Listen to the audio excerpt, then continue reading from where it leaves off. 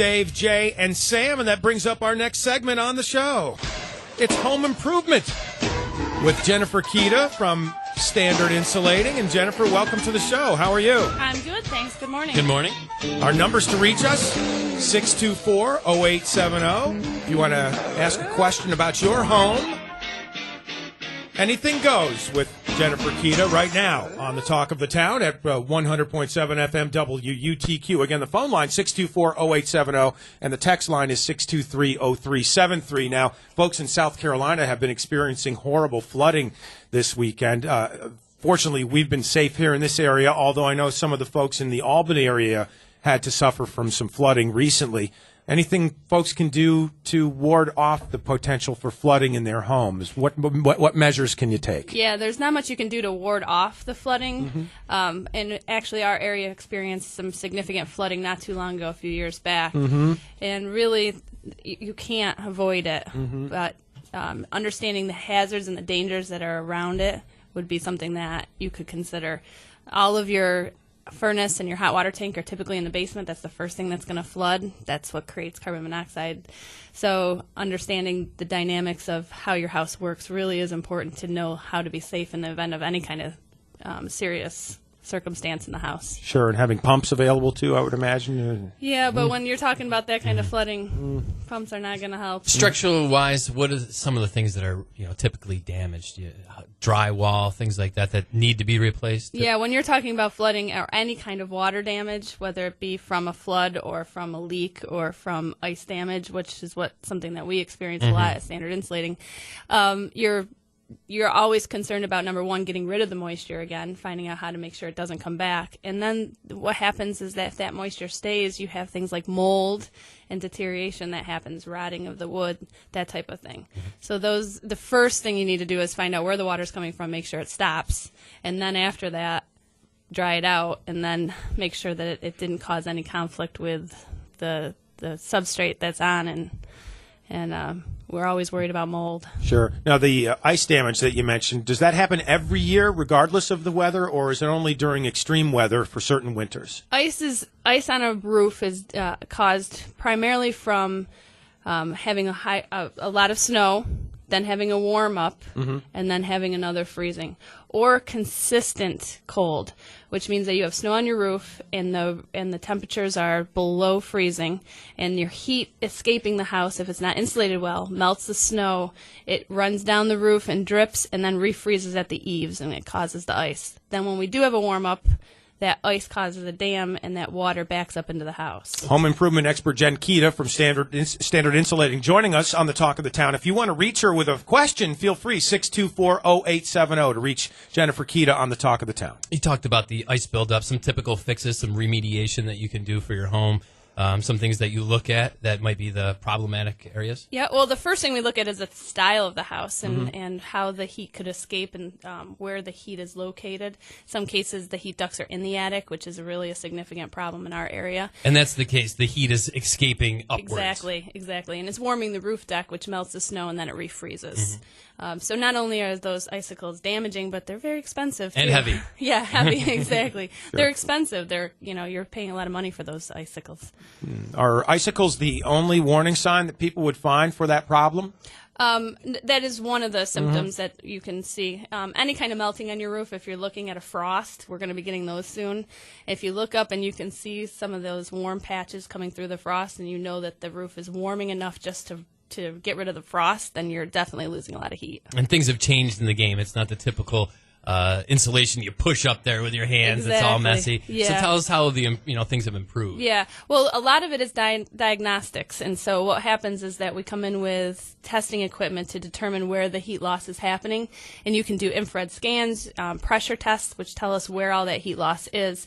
And in some cases, air sealing, which is just plugging those holes, is as important, if not the most important thing, besides insulating, that will help stop those drafts. So there's actual equipment and technology. It's not just Dave sticking his head up in the attic saying, "Oh, there's a draft up here." Well, my wife and I did build a camp recently, and we're still putting the finishing touches on it, but we did use different types of insulation. I know we used the pinks. And forgive me because I don't know the actual names of it. But the pink stuff we used Right, also. fiberglass. Yeah, so we tacked that up, and then we also used the green colored stuff that we pushed in just for sound insulation, which is interesting too. Yeah, it just has it's a denser product. That's why it's used for sound. And then we used some of the spray foam in areas where we couldn't get to the, or it needs to adhere to something because it'll fall out otherwise. Right. Yeah. Are there different types of spray foam that you can use too? There are different types of spray foam. There's different types of fibrous insulations. There's insulation that's made out of paper, which is cellulose. Can you use the wrong stuff and get the bad results by using? You absolutely can. Yeah. Some react to water. Some can handle water. Some can handle condensation. Some can't. Some handle gravity, and others don't. We had a fun story last week in which a woman mistaken her Moose bottle for the spray foam insulation and put it in her hair. There's a great picture too. There is She got a nice new haircut out of Yeah. it, I'm sure. Probably bald now. Exactly. no, not drafty though. No, exactly. Stuck all the way down to the scalp. We're talking to Jen Keida from Standard Insulating on the Talk of the Town. You can call us at 624-0870 or text us a question at 623-0373 with Dave, Jay, and Sam and Jen Keida. So typically, Jen, say I'm having these problems or I need you to come look at some drafty areas in my home. Can you give us a rundown of, the step-by-step what you guys will do? Well, luckily, the state of New York, NYSERDA, offers all homeowners free energy assessments. And what that is Standard Insulating can come into the house and do a full assessment of the house at no cost to the homeowners. We do all the diagnostics I spoke of earlier. We can do infrared scans if the temperatures are right. We can do the pressure testing. And we do a lot of safety tests, too. We test for gas leaks, carbon monoxide leaks. We make sure that your heating systems are working efficiently and safely. One of the things that we generally find when we come in to do those tests, even though we're looking for efficiency issues, is safety issues. Something's not vented correctly, it's backdrafting, and homeowners generally don't even know that it's happening. So it does give you, that test is free, and it gives you an overall view of what's going on with your house, and both efficiency and safety-wise. Did you say that certain people can qualify for that free assessment or everyone can? If you are a National Grid customer, whether it's electric or gas, then it qualifies you.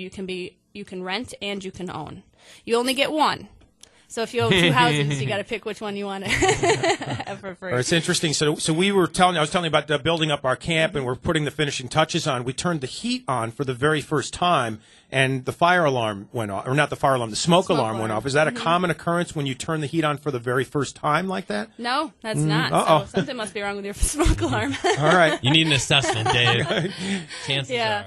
Yeah. I mean, typically you're looking at something like carbon monoxide or something like that working itself out, but a smoke detector would only be checking on your smoke unless it was a carbon monoxide detector that went off. And some of those, and they look familiar. and so. some of them are paired together now. Right. The carbon yes, monoxide. you can have both at the same time. Dave, you may need to get that checked out. All right. Well, it only went off once, and I don't know why it hasn't gone off since, because we've had the heat on after we turned it on for the first time. Yeah, it could have just been a reaction to it being on for the first time. All right, numbers to reach us again, 624-0870. Jen Keida from Standard Insulating on Home Improvement, our brand new segment on the Talk of the Town, here with Dave, Jay, and Sam. Some of the typical top products maybe that folks are looking for these days? Is it really trying to get that efficiency, or is it something specific that you guys are starting to work with? Well, we use all the different types of insulation systems, and what actually happens is when we do the assessment, it determines how to coordinate all the different types of installations together.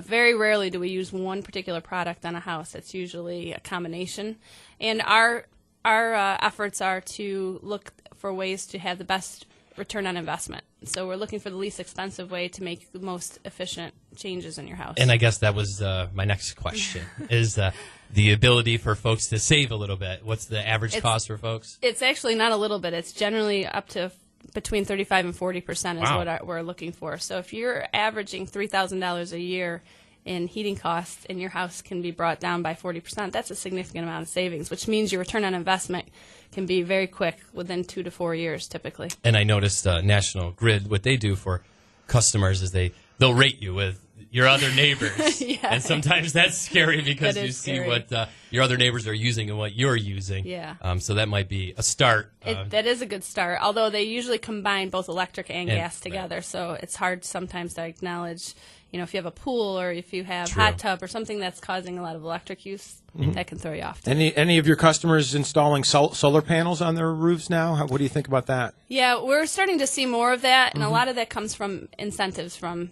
the state and whether or not they can provide those incentives. The technology has grown leaps and bounds in the last even year, and we were always thinking we weren't available for solar because we don't see the sun as much as maybe some other parts of the country. Right. But the technology has moved so much that it pulls the sun rays from even a hazy, overcast day.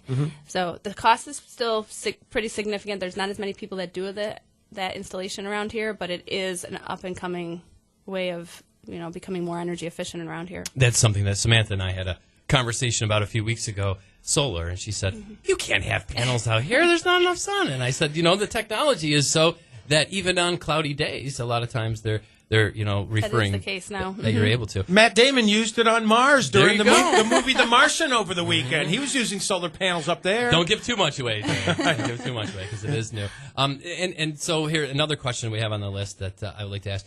You buy a home. Maybe you think things are up to par, a little better than they were, and you want to start remediating the home. What are the first things? The checklist. What do you look at first? Well, I think if you've bought the house already, hopefully you've already had a home inspection. So you're looking structurally. You've had someone look at it structurally. That is obviously the first thing you want to look at, is making sure that the basement structure is good and that the roof structure is good. Once you've determined that the actual structure is solid and you can move forward from there, then it's a case of making sure it's safe. So then you're looking at things like gas leaks and carbon monoxide and making sure that anything that's in the house that creates any kind of off-gassing is vented properly and handled correctly.